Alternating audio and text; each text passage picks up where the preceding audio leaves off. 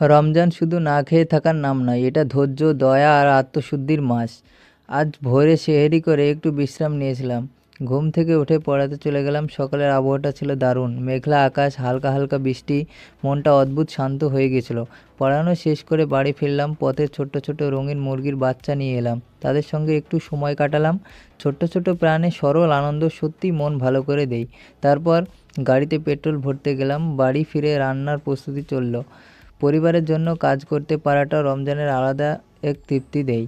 সব প্রাপ্তি শেষ, কিছু রমজানের জিনিসপত্র নিয়ে আত্মীয়দের বাড়িতে গেলাম। ভাগ্নের সঙ্গে একটু খেলা করলাম। হাসির সেই মুহূর্তগুলো খুব মূল্যবান। ক্লান্ত শরীরে একটু বিশ্রাম নিয়ে আবার বাড়ি ফিরলাম। তারপর নামাজের জন্য প্রস্তুত হলাম। নামাজ শেষে ইফতারের সময় হয়ে গেল। ইফতারের আগে মেসওয়াক করে নিলাম। সুন্নাহ মেনে চলা শান্তিটা অন্যরকম। এভাবে কৃতজ্ঞতা, দয়া আর ছোট ছোট সুখের মুহূর্ত নিয়েই কেটে গেল আমার রমজানের একটি দিন। তো আজকের ভিডিওটা এই পর্যন্তই। যদি তোমাদের ভালো লেগে থাকে তাহলে অবশ্যই লাইক, কমেন্ট আর সাবস্ক্রাইব করে আমার পাশে থাকবে। দেখা হচ্ছে আরও একটা নতুন কোনো ব্লগ নিয়ে।